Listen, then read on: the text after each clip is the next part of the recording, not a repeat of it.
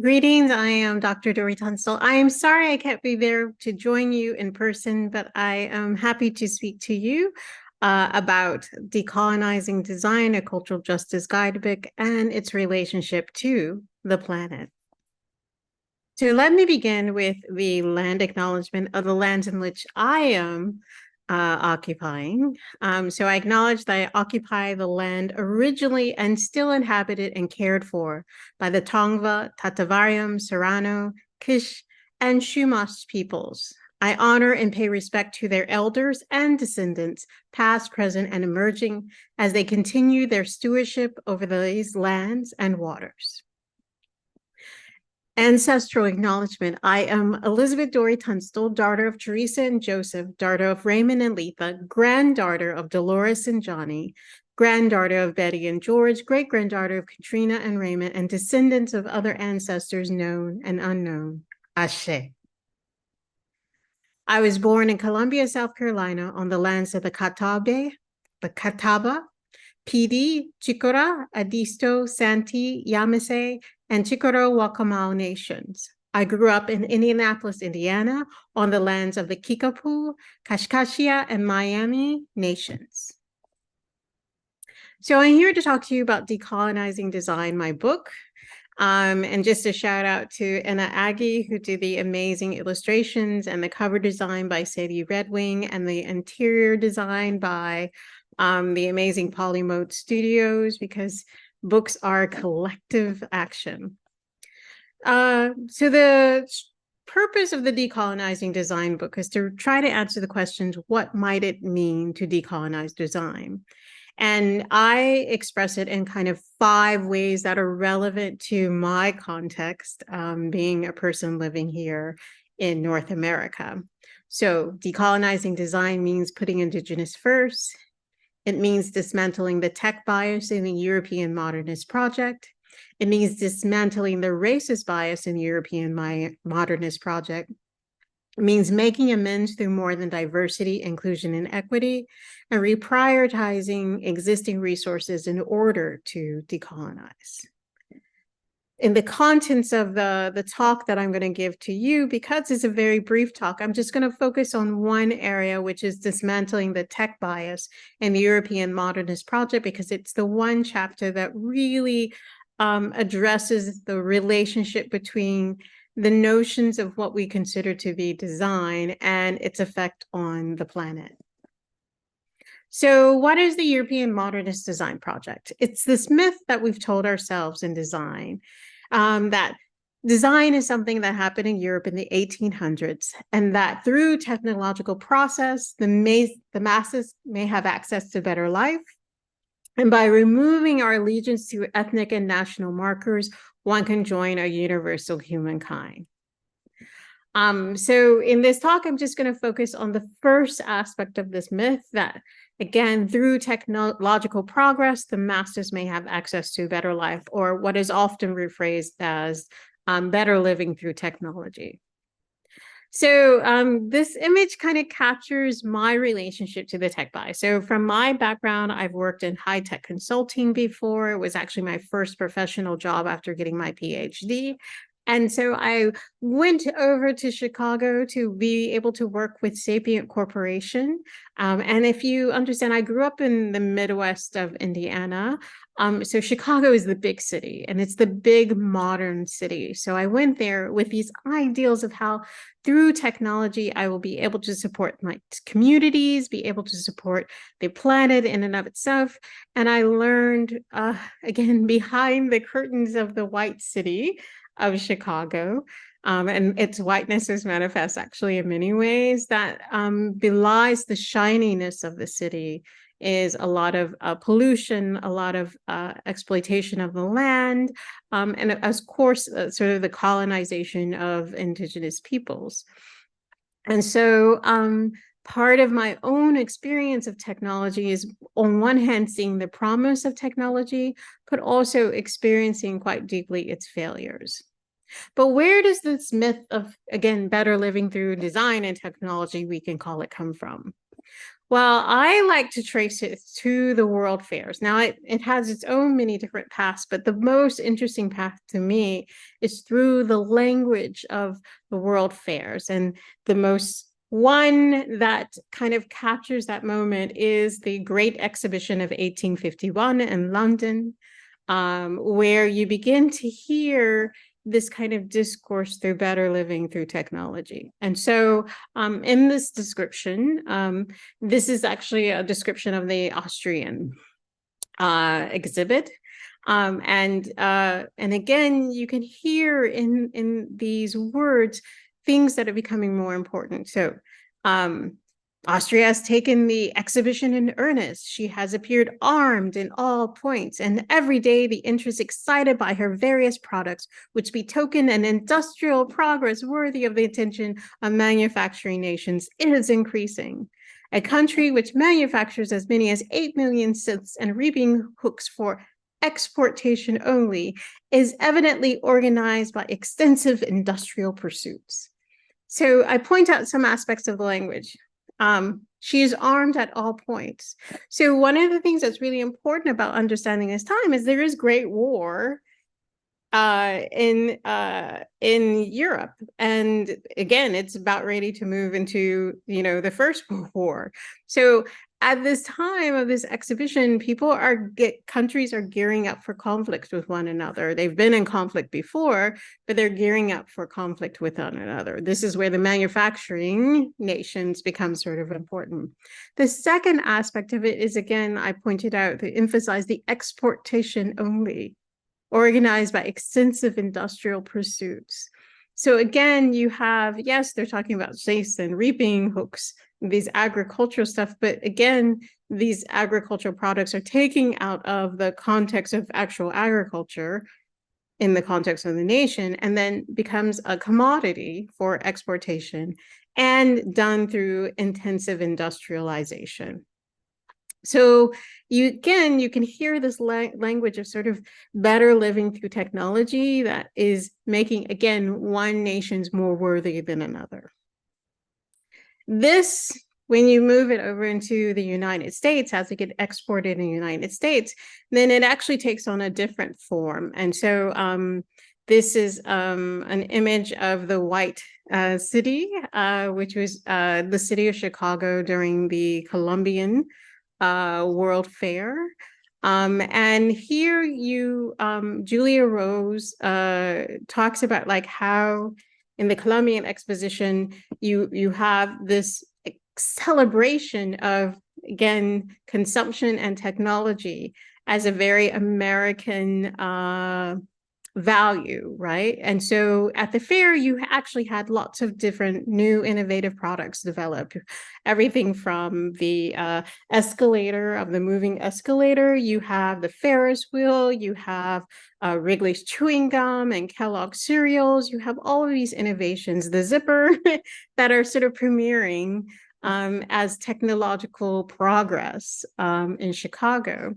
And this then is combined with, again, the notion of consumption and the rise of a business elite, and this notion of technology as being something positive progress, being a positive aspect of things, which again is deeply infused in the way in which we talk about the technology, especially in the United States.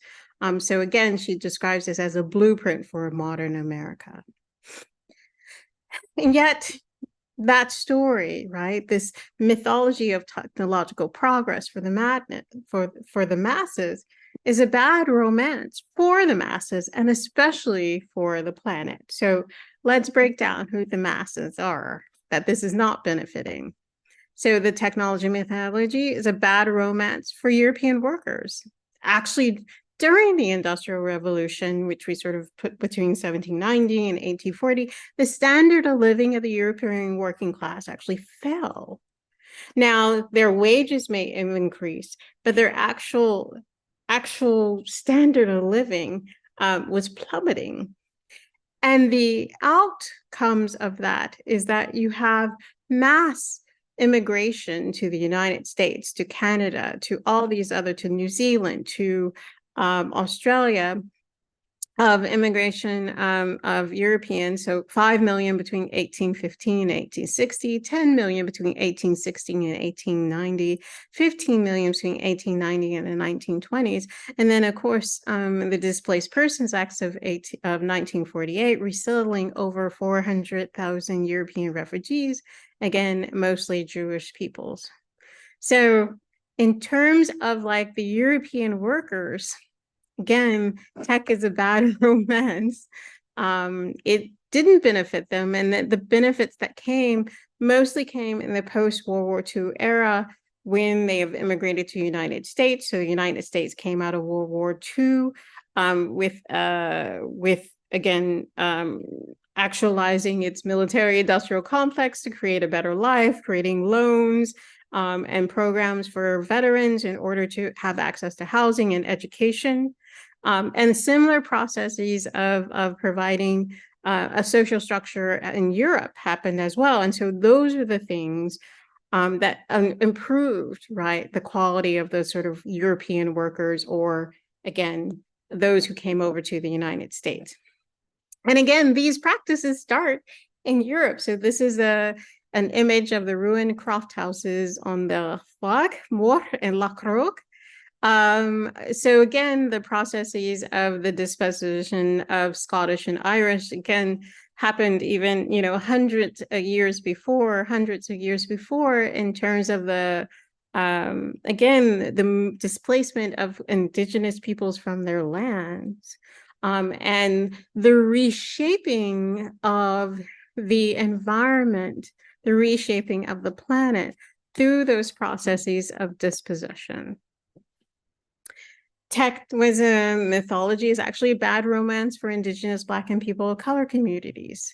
So again, industrialization and again led to the acceleration of the taking of indigenous people's lands, both in terms of, again, how you handle the immigration of Europeans to, let's say, places like the United States and Canada. Let's say an innovation like the cotton gin, developed by Mathers, again, increased the demand for cotton in such a way that it led to the number of enslaved Africans and their descendants moving from 700,000 to 1790 to 3.2 million by 1850. And the reason why the cotton gin did that is that its relationship to the land. So the cotton gin, as an innovation, made it easier to remove the seeds from especially short-haired cotton, which was mostly the cotton that was grown in like the Georgia Delta and places like that. So by allowing it to be more efficiently done, so instead of taking an enslaved African one day, it took only a few hours, then it made the land that could grow short hair cotton more profitable. And so again, settlers, colonialists wanted more of the land. Then they needed more slaves to be able to work the land. Now, the pressure for this is what led to Andrew Jackson in 1830 signing the Indian Removal Act, which forcibly removed especially the 5 indigenous nations from their homelands at gunpoint to west of the Mississippi River. And again, simultaneously, while this is happening right in the United States, you have, again, Britain draining nearly 45, today dollars, trillions of dollars from India during the period of 1765 to 1938, right? So again, this is all affecting the planet. The process of removal of indigenous peoples from the lands meant that their processes of land stewardship, right? This is why we do the land acknowledgement, that there are deep practices of stewardship gets disrupted in order to produce, in this case, a cotton mono crop, right? That at one point in time, 3/4 of all the cotton that fed the cotton mills in Europe was coming from the United States South. Again, significant changes to the land in itself, to the indigenous people who were stewards of the land, changing to the monocrop, and then leading to, again, more structural oppression or enslavement of people of African descent. And then tech is a bad romance for the environment. So not just in the colonial period, but even today. So whoever invented the notion of the cloud, right, deserves like the Machiavellian Award, if there is one, because what they've done is that they've taken basically what is 11.7 million square feet of server farms, server data farms, again, often from stolen indigenous lands, often taking billions of gallons of water to keep the servers cool, and describes what is sort of a land and water intensive activity as this ephemeral cloud, which is, again, totally, you think of as like, oh, this is not having an impact, it's just the cloud, but it's not. It's tied to the land, it's tied to water, all those things that we are currently in our climate crises experiencing great stress over.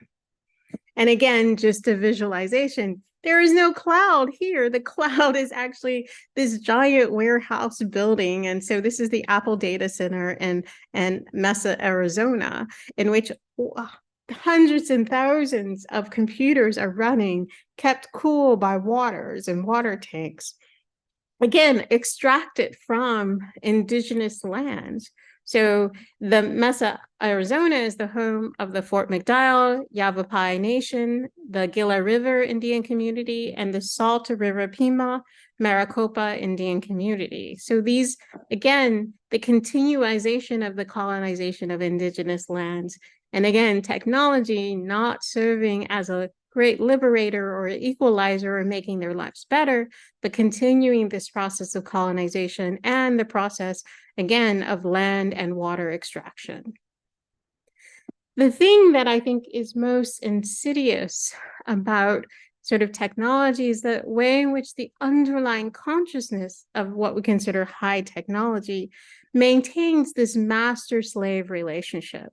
Siri, tell me this. Siri, go get this. 400 years ago, Siri would have been an enslaved indigenous or African woman. That is the underlying consciousness which promotes values of patriarchy, white supremacy, class exploitation, as well as domination over the lands, the waters, and the air in and of itself. Such is the underlying consciousness that our nightmares of technology are those of a slave rebellion, right? In which white people are enslaved by their technological betters. So this image is of Nat Turner's slave insurrection of 1831 in rural Southampton. And again, also you can see the similar images in this still from iRobot, the movie. But if you think about the Matrix, the plot line of the Matrix, if you think of the plot line of, again, iRobot, if you think of the plot line where the place where you see this beginning to sort of be explicit is in the later Star Wars movies, where you do have a droid rebellion that is going on. So again, because we have this consciousness of a master-slave relationship, our relationship to technology is also fraught with our fears of technology making us the slaves. But there are those who are dismantling that relationship. So one of the groups, I'm super excited about the work that is being done by the Indigenous Protocol and Artificial Intelligence Working Group. So started by Professor Jason Edward Lewis, but engaging with many Indigenous peoples from around the world with the intent of what it means to have artificial intelligence operating from the consciousness of an Indigenous people, and the Indigenous ontology, Indigenous epistemology. And within that, that means in many ways, like what they talk about amongst the Anishinaabe of Canada is all my relations. What if our artificial intelligence, instead of being used to replace people's labor, displace people in their labor, what if it was used to bring liberation? What if it was used with the consciousness of like all my relations, so that make sure that it is benefiting the water, the air, the land, the animals, the insects? Everyone is in harmonious benefit of the way in which this consciousness underlying this technology is working.